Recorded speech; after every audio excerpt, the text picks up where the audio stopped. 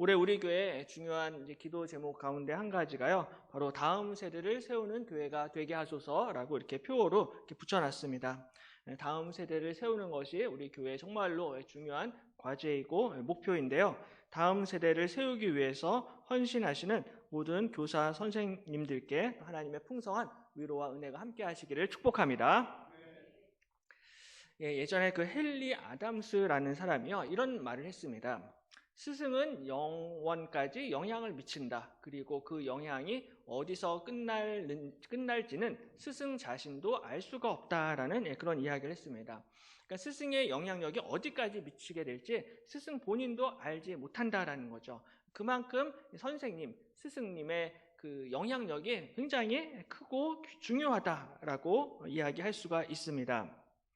저도 이제 가끔씩 질문을 받을 때가 있어요. 목사님의 스승은 누구십니까? 목사님의 멘토는 누구십니까? 그렇게 질문을 종종 받을 때가 있는데요.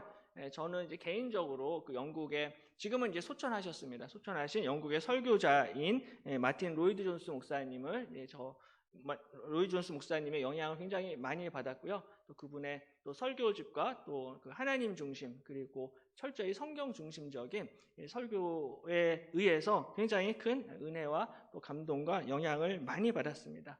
특별히 이제 20대, 30대 때 제가 영향을 많이 받아서 또 그 덕분에 이제 진로까지 바꾸게 됐습니다. 그러니까 제 인생에 있어서는 지금은 이제 돌아가신 영국 목사님이시지만은 저한테 굉장히 큰 영향을 미치셨습니다.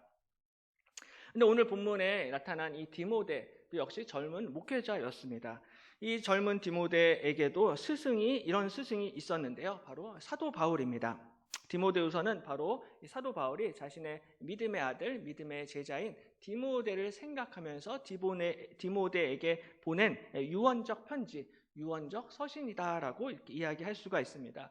그래서 디모데후서 맨 마지막 장 4장 6절, 7절을 보면요, 전제와 같이 내가 벌써 부어지고 나의 떠날 시각이 가까웠도다. 나는 선한 싸움을 싸우고 나의 달려갈 길을 마치고 믿음을 지켰으니라고 그렇게 고백을 합니다. 그러니까 사도 바울이 이제 본인이 세상을 떠날 시각이 가까웠다라는 것을 알고 있었습니다.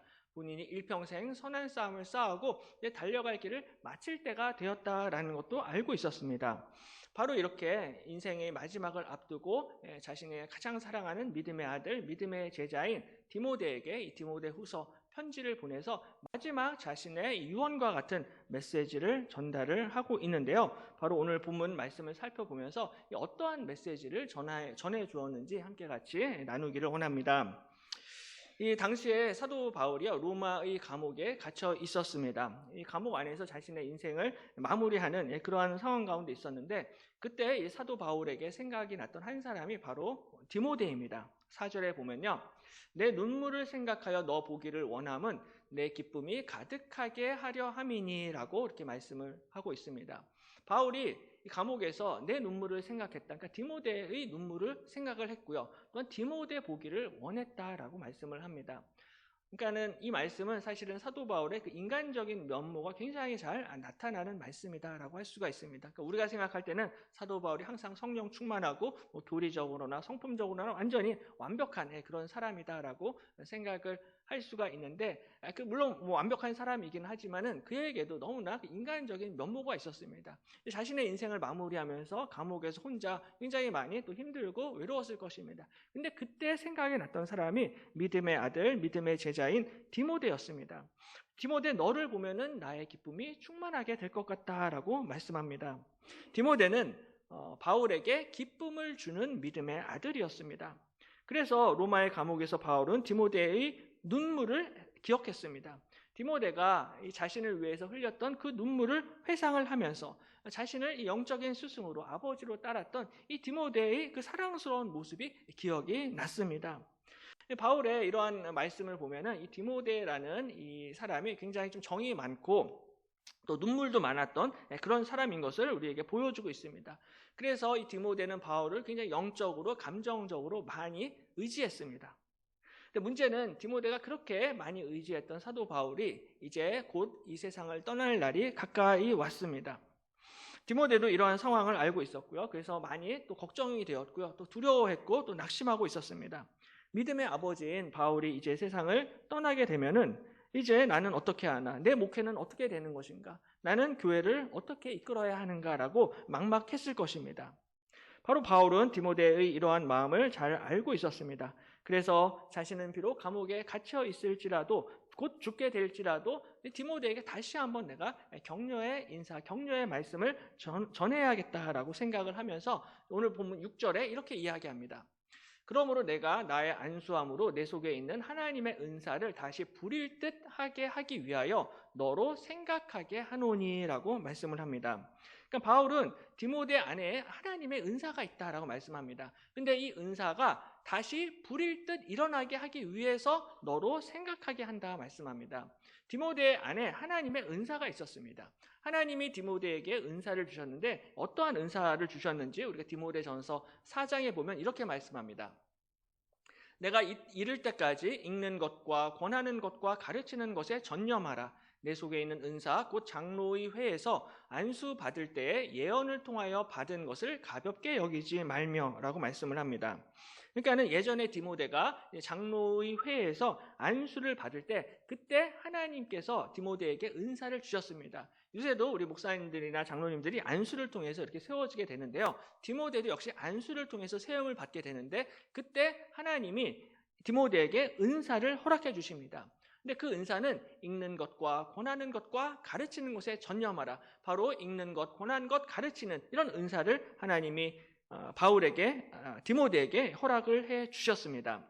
다시 말해서 하나님의 말씀을 공적으로 낭독하고 하나님의 말씀을 공적으로 권면하고 가르치는 이런 은사, 그러니까 오늘날로 말하면 목회자와 설교자의 은사를 하나님이 디모데에게 허락해 주셨습니다. 여기서 이제 읽는 은사는요, 그러니까 우리처럼 이렇게 성경책을 날마다 집에서 읽는 그것도 중요한데 디모데 당시에는 성경책이 흔하지 않았습니다. 그래서 집집마다 지금 뭐 성경책이 종류별로 다 있지만 집집마다 예전에는 그렇게 성경책을 구하기도 어려웠고요. 성경책을 가지고 있는 것도 어려웠습니다. 아주 부유층, 돈 많은 사람들이나 또 성경책을 가질 수가 있었는데 그렇기 때문에 사람들이 회당에 모이게 되면 또 예배를 드릴 때마다 성경을 읽는 시간을 가졌습니다. 공적으로 성경을 읽습니다. 오늘날 우리가 예배를 드릴 때는 보통 성경 구절을 뭐 3절, 4절, 뭐 10절 뭐 이 정도 읽고 대부분 이제 목사님이 설교를 하시는데 예전에는 성경책이 흔하지 않았기 때문에 성경을 낭독하는 시간이 굉장히 길었습니다. 왜냐하면은 그렇지 않고서는 사람들이 성경 말씀을 접할 기회가 없었기 때문에 그래서 성경을 읽는 것이 예배의 굉장히 중요한 한 부분이었습니다. 성경을 이렇게 공적으로 낭독하고 이 낭독한 성경 말씀을 또 가르치고 권면하고 설교하는 이런 은사를 네가 예전에 받았는데 너 절대로 이 은사를 가볍게 여겨서는 안 된다라고 지금 충고하고 있습니다. 근데 이 바울이 지금 곧 있으면 세상을 떠나게 되니까는 디모데 안에 다시 이 두려운 마음이 몰려들기를 시작을 했습니다. 그래서 바울은 디모데 안에 있는 이 하나님의 은사를 내가 다시 한번 불을 붙여야겠다라고 생각을 했습니다. 디모데 안에 은사가 있었지만 이 은사가 점차 식어지고 있었고요. 점차 약화되고 있었습니다. 우리는 내가 한번 은사를 받고 내가 한번 성령 받고 불 받으면 이게 계속 갈 거라고 생각을 하는데요. 대부분의 경우에 있어서는 하나님이 우리에게 주신 은사가 계속해서 뜨겁게 유지되는 것은 아니다라는 거예요. 때로는 하나님 나한테 큰 은혜를 주시고 은사를 주셨지만은 때로는 이 은혜와 은사, 이 성령이 식어질 때가 있습니다. 그리고 나도 메마르게 변해갈 그럴 때가 있다라는 거예요. 예전에 제가 신학교 다닐 때 전도사 시절에 그 학교를 같이 다니셨던 그 동기 전도사님이 이런 이야기를 하신 적이 있습니다. 이 전도사님은 원래는 이제 그 서울에 있는 큰 교회 온누리 교회에서 이제 사역을 하셨는데요. 온누리 교회는 워낙 큰 교회니까 사람도 많고 시설도 많고 프로그램도 너무나 잘 되어 있는 교회입니다. 그래서 거기에서 이제 본인이 이제 사역을 할 때는 내가 굉장히 영적으로 활발한 사람이다라고 생각을 했습니다. 영적으로 내가 활발하고 뜨겁다. 그래서 내가 열심히 사역을 하는 사람이야라고 이렇게 생각을 했습니다. 근데 이 전도사님이 나중에 작은 교회로 사역지를 옮기게 되었는데요. 작은 교회에서 막상 사역을 하면서 그게 아니다라는 것을 이분이 깨달았다라고 이렇게 말씀을 하십니다. 작은 교회는 사람도 없죠. 시설도 없죠. 프로그램도 없습니다. 그러니까 막상 본인이 그러한 환경에서 사역을 하려고 하니까는 자신이 예전처럼 영적으로 활발하지 못하다라는 것을 본인이 느꼈다라는 것입니다. 그러니까 내가 원래부터 영적인 에너지가 넘치는 사람은 아니었구나라는 것을 이 전도사님이 느끼게 되었던 것이죠. 그러니까 본인이 예전에 영적으로 활발했고 활력이 있었던 것은 결국 주변 사람들의 영향, 그리고 주변의 분위기, 환경과 프로그램 때문에 나도 내가 굉장히 영적으로 뜨겁다라고 본인이 생각을 했던 것입니다. 그러니까는 전도사님이고 목회자이지만 자신의 영성과 자신의 영적인 힘이 이 사람과 환경에 의해서 이게 흔들릴 수 있다, 달라질 수 있다라는 굉장히 솔직한 고백을 하신 것을 들은 적이 있습니다. 우리도 때때로 교회에서 또 찬양팀하고 같이 뜨겁게 찬양을 하면은 정말로 내가 뜨겁게 찬양을 한다라고 생각을 하고, 또 교회에서 다른 분들과 함께 통성으로 합심해서 막 뜨겁게 기도를 하면은 내가 굉장히 성령 충만한 것 같고 굉장히 기도를 잘하는 것 같은데, 또 막상 집에만 오면은 이게 식어지고 차갑게 될 때가 있습니다. 사람들 가운데 있고 또 목사님, 전도사님이 있으면 굉장히 내가 뜨겁고 충만한 것 같은데, 혼자 있게 되면은 굉장히 내가 식어지고 또 메마르게 되는 그러한 일들을 경험을 할 때가 있습니다. 오늘 디모데도 역시 마찬가지입니다. 정말로 믿고 의지했던 아버지와 같은 사도 바울이 있었는데, 이제 이 사도 바울이 이제 세상을 떠날 시각이 점점 가까우게 되니까는 이 디모데 안에 두려움이 생겼고요. 디모데 안에 있었던 하나님이 주신 은사가 약화되고 식어지게 되었습니다. 두려워하게 되었죠. 그래서 바울이 이런 디모데의 상황과 형편을 알고 있었기 때문에 오늘 이러한 두려움 가운데 있는 이 디모데를 격려하기 위해서, 그리고 디모데 안에 있는 이 하나님의 은사가 다시 불받아야겠다, 다시 불일 듯 일어나야겠다라는 이러한 생각을 가지고 편지를 쓰게 된 것입니다. 그래서 6절에 보면은 내 속에 있는 하나님의 은사를 다시 불일 듯 하게 하기 위하여 너로 생각하게 하노니라고 말씀을 합니다. 노란색 글씨로 너로 생각하게 한다라고 말씀을 하는데요. 이 생각하게 하다라는 그 단어가 이제 영어 성경에 보면 리마인드로 보통 번역이 되어져 있습니다. 그래서 상기시키다, 다시 기억나게 하다라는 그러한 뜻을 가지고 있습니다. 그러니까는 우리 안에 있는 이 하나님의 은사가 다시 불일 듯 일어나기 위해서, 하나님이 내게 주신 이 은혜가 다시 회복이 되고 살아나기 위해서는 다시 우리가 뭔가를 생각해야 된다, 뭔가를 다시 기억해야 된다라고 말씀을 하고 있는 것입니다. 그렇다면 우리가 무엇을 생각해야 되는가, 무엇을 기억해야 되는가 생각을 해야 되는데요. 바로 하나님이 나에게 무엇을 주셨는가, 그리고 하나님이 나에게 무엇을 주지 아니하셨는가라는 것을 생각하고 리마인드 할 필요가 있다라는 것입니다. 7절에 하나님이 우리에게 주신 것은 두려워하는 마음이 아니요 오직 능력과 사랑과 절제하는 마음이니라고 말씀합니다. 하나님이 우리에게 주신 것이 있고요, 하나님이 우리에게 주지 않으신 것이 있습니다. 하나님이 우리에게 주지 않으신 것은 먼저 두려워하는 마음입니다. 하나님은 절대로 하나님의 자녀들, 하나님의 백성들에게 두려워하는 마음을 절대로 주시지 않습니다. 우리 마음 가운데 이 두려움이 몰려올 때가 있습니다. 불안이 몰려오고 염려가 몰려올 때가 있는데, 그때마다 먼저 내가 리마인드 해야 될 것은 이거는 하나님이 주시는 마음이 아니다라는 것입니다. 나한테 불안과 걱정과 염려와 두려움이 몰려오게 될 때 이거는 절대로 하나님이 나한테 주시는 마음이 아니다라는 것을 생각하라는 것입니다. 그래서 이것을 생각하고 이것을 리마인드 함으로써 두려움을 물리치고 두려움을 이겨내라는 것이죠.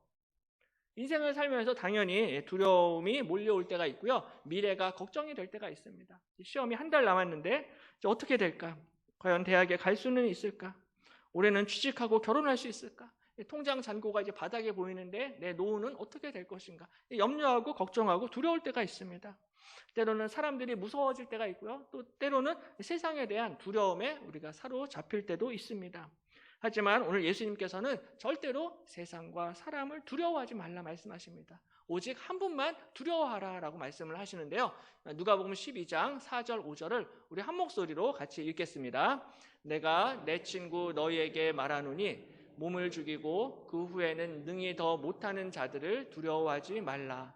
마땅히 두려워할 자를 내가 너희에게 보이리니 곧 죽인 이에 또한 지옥에 던져 넣는 권세 있는 그를 두려워하라.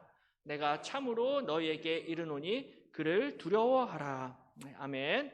오직 우리의 영혼을 건드릴 수 없는 사람들을 두려워하는 것이 아니라 오직 하나님 아버지만 두려워하라 라고 말씀을 하고 있습니다. 지옥에 던져 넣는 권세가 있는 하나님만을 두려워하시고 하나님만을 바라보시고 하나님만을 의지하시기를 바랍니다. 세상에 아무리 큰 권세와 아무리 큰 권력자나 사람들도 절대로 우리의 영혼을 건드릴 수가 없습니다. 사람들이 우리의 목숨이나 건강이나 재물이나 이런 것들은 빼앗아 갈 수 있을진 모르지만 우리의 영혼을 털끝 하나 건드릴 수가 없다라는 것입니다. 이 마귀와 어둠의 권세도 절대로 저와 여러분을 건드릴 수가 없습니다. 때로는 마귀가 광야에서 예수님을 시험한 것처럼 우리를 시험하고 우리를 유혹할 수도 있겠지만 우리 안에 계신 이가 세상에 있는 자보다 더 큰 줄로 믿습니다. 우리 안에 하나님이 계십니다. 우리 안에 계신 하나님께서 이 세상의 마귀와 세상의 공중권세 잡은 자보다 훨씬 더 크다라는 것입니다. 그러므로 세상의 그 무엇도, 이 세상의 어떤 어둠의 권세도 절대로 우리의 영혼을 털끝 하나 건드릴 수가 없다라는 것입니다. 우리가 고난을 당하고 시험을 당할 때 우리를 도우시는 분이 계십니다. 히브리서 2장 18절에 그가 시험을 받아 고난을 당하셨은즉 시험 받는 자들을 능히 도우실 수 있느니라 말씀합니다. 우리 예수님께서 우리보다 먼저 시험을 당하셨고요. 우리보다 먼저 고난을 당하셨습니다. 그러므로 시험 받는 자들을 능히 도우실 수 있느니라 말씀합니다. 바로 예수님께서 우리보다 먼저 시험을 받으신 이유는 바로 우리를 위로하시고 우리를 격려하시고 우리를 능히 도우시기 위해서 우리보다 먼저 시험을 받으셨던 것입니다. 예수님이 하나님의 아들이시니까 사실은 전혀 시험을 받으실 이유도 없고요. 감히 누구도 예수님을 유혹을 할 수가 없었습니다. 그럼에도 불구하고 예수님은 우리와 똑같은 육신, 똑같은 몸을 입으시고 이 땅에서 친히 시험을 당하시고 환난을 당하시고 고난을 당하셨습니다. 왜냐하면 우리를 도와주시기 위해서, 우리에게 승리를 주시기 위해서 예수님이 먼저 시험과 고난을 당하셨던 것입니다. 그리고 예수님께서는 지금 이 순간에도 시험과 고난 가운데 있는 우리를 위해서 중보하고 기도하고 도우신다라는 사실을 믿으시기를 바랍니다. 그러므로 예수를 깊이 생각하라라고 말씀합니다. 내일부터 특별 새벽 기도회가 시작이 되는데요. 주제가 예수를 깊이 생각하라입니다. 환난과 고난 가운데 이겨낼 수 있는 힘은 바로 두려움을 물리칠 수 있는 능력은 예수 그리스도를 깊이 생각하는 것입니다. 이런 양들에게 찾아가서 전도할 수 있는 담대함과 능력을 얻는 비결은 우리 주 예수 그리스도를 깊이 생각하는 것입니다. 예수님을 생각하시고 또 생각하시고 묵상하시고 예수님을 의지하시기를 바랍니다. 하나님 외에는 세상에 두려워할 것이 없습니다. 두려워하는 마음은 하나님이 우리에게 절대로 주신 마음이 아니다라는 거죠. 대신 하나님이 우리에게 주신 마음이 있는데요. 주신 것이 있는데 성경을 보시면 오직 능력과 사랑과 절제하는 마음이다라고 말씀하십니다. 하나님이 우리에게 세 가지를 주셨습니다. 첫 번째는 하나님이 우리에게 주신 것은 능력입니다. 두려워하는 마음이 아니라 우리에게 능력을 주신 줄로 믿습니다. 하나님이 우리에게 능력을 주셨기 때문에 하나님이 주신 능력으로 우리 안에 들어온 두려움과 걱정과 불안을 물리칠 수가 있다는 것입니다. 세상에서 말하는 능력은요, 성공할 수 있는 능력, 출세할 수 있는 능력, 무언가를 해낼 수 있는 능력입니다. 그런데 성경에서 말하는 능력은요, 그런 능력이 아니라 오히려 복음과 함께, 예수 그리스도의 복음과 함께 고난을 받을 수 있는 능력을 의미합니다. 내가 예수님의 길을 따라가면서 예수님과 함께 환난과 고난과 모욕과 수치를 다 감당하고 이것을 이겨낼 수 있는 능력을 우리 주님께서 우리에게 주신다라는 거예요. 그래서 오늘 본문 아래 8절에 그러므로 너는 내가 우리 주를 증언함과 또는 주를 위하여 갇힌 자 된 나를 부끄러워하지 말고 오직 하나님의 능력을 따라 복음과 함께 고난을 받으라라고 말씀합니다. 하나님이 우리에게 능력을 주신 이유는 복음과 함께 고난을 감당하기 위해서입니다. 오늘 오전에 말씀을 나눈 호세아 선지자처럼 힘들고 어렵고 고통스럽지만 하나님의 말씀에 순종하기 위해서 하나님이 우리에게 능력을 주신다라는 것입니다. 그래서 예수님을 믿고 하나님의 자녀가 되면은 당연히 이 땅에서 환난을 당하고 핍박을 당하게 되는데 바로 이 환난과 핍박을 이겨낼 수 있는 능력을 우리 주님께서 주시는 줄로 믿습니다. 그래서 빌립보서 4장 11절에서 13절을 우리 한 목소리로 함께 읽겠습니다. 내가 궁핍함으로 말하는 것이 아니니라. 어떠한 형편에든지 나는 자족하기를 배웠노니 나는 비천에 처할 줄도 알고 풍부에 처할 줄도 알아 모든 일 곧 배부름과 배고픔과 풍부와 궁핍에도 처할 줄 아는 일체의 비결을 배웠노라. 내게 능력 주시는 자 안에서 내가 모든 것을 할 수 있느니라. 아멘. 내게 능력 주시는 자 안에서 내가 모든 것을 할 수 있다라고 바울이 고백하고 있습니다. 내게 능력을 주시는 하나님 안에서 할 수가 있다라는 거예요. 내가 모든 것을 할 수 있다는 것은 내가 원하는 대로 성공하고 출세하고 내가 원하는 직장에 들어갈 수 있는 그것만을 의미하는 것이 아니라 하나님이 나에게 주시는 능력, 그 능력 때문에 어떠한 형편에 있든지 내가 감사하고 자족하고 만족하고 견디어 낼 수 있다는 것입니다. 배부르고 등 따스할 때만 내가 자족할 수 있는 것이 아니라 배고프고 궁핍할 때에도 그 가운데서 만족하고 감사하며 복음과 함께 고난을 감당할 수 있고 고난을 견딜 수 있는 이 능력을 우리에게 주신다는 것입니다. 바로 이러한 의미에서 내게 능력 주시는 자 안에서 내가 모든 것을 할 수 있다라고 고백하고 있습니다. 이 하나님이 주신 능력으로 말미암아 우리 주님과 함께 복음과 함께 고난을 받을 수가 있다라는 것입니다. 두 번째로 하나님이 우리에게 주신 것은 사랑입니다. 하나님께서 우리에게 사랑을 주셨는데요. 이 하나님의 사랑을 우리에게 부어주시게 되면 우리 안에 이 충만한 사랑을 가지고 이 사랑이 우리 안에 있는 두려움을 몰아내고 쫓아냅니다. 요한일서 4장 18절에 사랑 안에 두려움이 없고 온전한 사랑이 두려움을 내쫓나니 말씀하고 있습니다. 하나님의 사랑 안에는 두려움이 없습니다. 그리고 하나님의 온전한 사랑이 우리 안에 있는 모든 두려움과 걱정과 근심과 불안을 쫓아내고 몰아내게 될 것입니다. 많은 경우에 사람들은요, 이 사람들의 사랑에 목맬 때가 많습니다. 사람들한테 인정받기 원하고 존경받기 원합니다. 목회자는 성도들한테 인정받기를 원하고 또한 선생님들은 학생들한테 인정받고 존경받기를 원합니다. 하지만 사람들한테 기대면 기댈수록 사랑을 받고자 하면 할수록 우리는 더 많은 상처를 받을 수밖에 없습니다. 그리고 계속해서 사람들의 눈치를 보고 사람들을 두려워하게 됩니다. 왜냐하면 이 사람이 나를 떠나진 않을까? 이 사람이 나를 외면하진 않을까? 이 사람이 나를 배신하진 않을까? 계속해서 사람을 신경 쓰고 두려워하고 무서워하게 됩니다. 그래서 하나님을 위해서 사는 인생이 아니라 사람을 위해서 사는 인생으로 바뀌게 된다는 거예요. 하지만 하나님이 우리에게 주신 것은 사랑입니다. 하나님이 저와 여러분에게 하나님의 사랑을 부어주신 줄로 믿습니다. 사랑을 부어주셨기 때문에 이 사랑으로 우리가 넉넉히 이겨내고 감당하고 이 모든 고난과 시험을 이길 수 있다는 것입니다. 예수님이 광야 시험을 받을 때 이 모든 광야 시험을 물리칠 수 있었던 이유는 바로 하나님의 사랑을 받으셨기 때문에 그래요.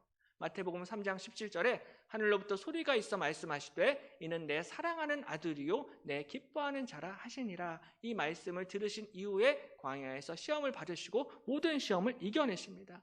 하나님 아버지께서 예수님을 향하여서 이는 내 사랑하는 아들이다, 내 기뻐하는 자다라는 이 음성을 듣고서는 이 하나님의 사랑으로 충만하셨기 때문에 마귀가 아무리 세상의 모든 영광을 보여주고 유혹을 해도 이 유혹에 넘어가지 않았다라는 것입니다. 하나님의 사랑, 진짜 사랑이 그 안에 있었기 때문입니다. 제가 좋아하는 이야기 중에 이런 이야기가 있습니다. 미국이나 캐나다에서는요, 이 파티 문화가 많이 이제 발달을 했습니다. 그래서 이제 종종 교회에서도 이 파티, 특별히 자선 파티를 이제 할 때가 많이 있습니다. 근데 어느 이제 미국 교회에서 이제 자선 파티를 하는데요. 어느 이제 집사님이 그 이쁜 멋있는 다이아몬드 목걸이를 하고 자선 파티에 참석을 했어요. 그러니까 그걸 보고서는 목사님이 이 다이아몬드 그 목걸이를 딱 보니까는 너무 이쁘고 멋있긴 한데 그게 이제 딱 가짜인 것을 이 목사님이 알아보셨습니다. 그리고서는 근데 너무 이제 그 다이아몬드 목걸이가 이쁘니까는 집사님 오늘 하신 다이아몬드 목걸이가 가짜인데 가짜 티가 하나도 안 나네요. 정말 진짜 같습니다. 라고 이렇게 이야기를 했습니다. 근데 목사님은 순수하게 진짜 너무 다이아 목걸이가 이뻐가지고 얘기를 한 건데 목사님이 말을 뱉어놓고서는 아차 내가 실수했구나라고 이렇게 금방 후회를 하셨습니다. 이분이 이제 상처받았구나 나 때문에 그렇게 생각을 했습니다. 이걸 어떻게 수습을 해야 되는가 이렇게 막 속으로 고민을 했는데요. 그때 이 여 집사님이 미소를 지으면서 이렇게 대답을 했습니다. 어머 목사님 이거 가짜인 줄 어떻게 아셨어요? 진짜를 차고 나오면 잃어버릴까 봐 불편해서 집에 두고 이런 모임에 올 때는 저는 항상 가짜를 차고 나와요 라고 웃으면서 넘기셨습니다. 그러니까 이 집사님은 전혀 상처를 받지 않고 그냥 웃으면서 넘기셨어요. 이 집사님이 상처를 받지 않은 이유가 무엇입니까?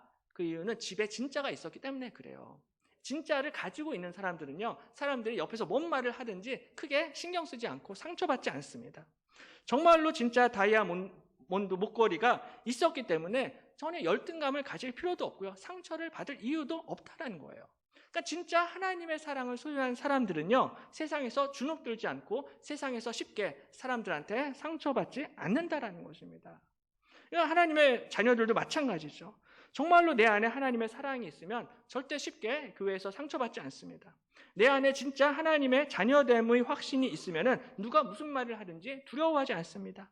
정말로 하나님의 자녀의 상속자의 영광이 있다면 세상의 영광 앞에 절대로 무릎 꿇지 않습니다. 때로는 돈이 없을 수 있고, 또 때로는 비교를 당하고, 때로는 무시를 당할 수도 있겠지만, 그것 때문에 자존심 상해한다든지, 그것 때문에 크게 상처를 받는다든지 그렇지 않는다라는 거예요. 왜냐하면 하나님의 사랑을 가진 사람은 모든 것을 다 가진 사람이기 때문입니다.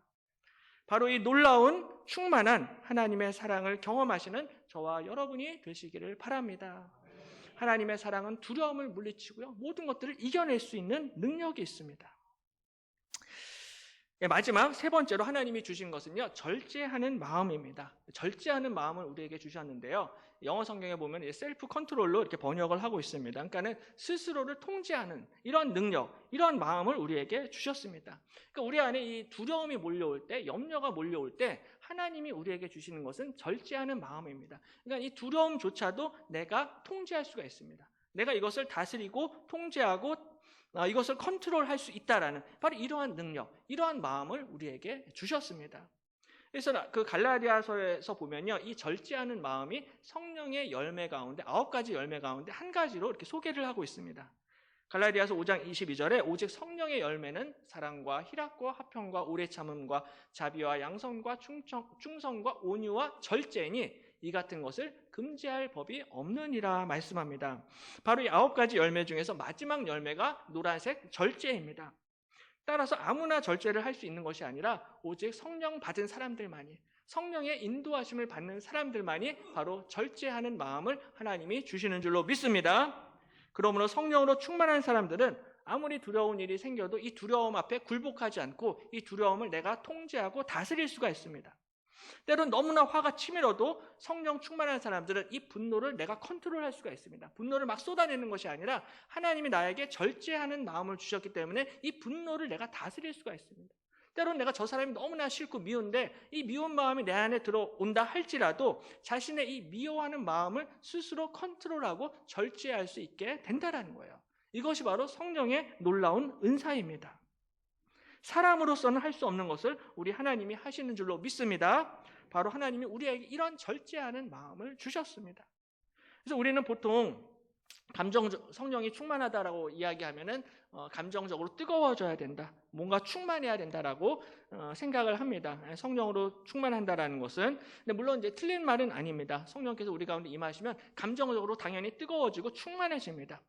하지만 동시에 성령께서는 우리의 감정과 마음을 통제하고 다스리십니다.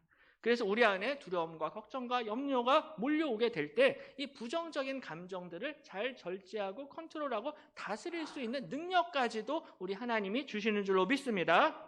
그러므로 오늘 디모데가 이 두려움 가운데 있을 때 오늘 사도 바울은 디모데에게 디모데야, 하나님이 너에게 주신 것이 무엇인지 기억하라라고 말씀하고 있습니다. 하나님이 너한테 두려운 마음을 절대로 주시는 분이 아니란다. 하나님이 주시는 것은 오직 능력과 사랑과 절제하는 마음이다라고 말씀합니다. 특별히 우리 주일학교를 섬기실 때, 또한 교회를 섬기실 때 하나님이 우리에게 능력과 사랑과 절제하는 마음을 주셨다라는 사실을 꼭 기억하시기를 바랍니다. 두려움이 몰려올 때 하나님이 주신 능력으로, 하나님의 사랑으로, 하나님이 주시는 이 절제하는 마음으로 이겨내고 승리하게 될 줄로 믿습니다. 이번 한 주도 오직 능력과 사랑과 절제하는 마음으로 이 마음속에 두려움을 물리치시고 하나님과 교회를 위해서, 또 주일학교를 위해서 귀하게 쓰임 받으시는 우리 모든 성도님들 되시기를 주님의 이름으로 간절히 축원합니다. 기도하겠습니다.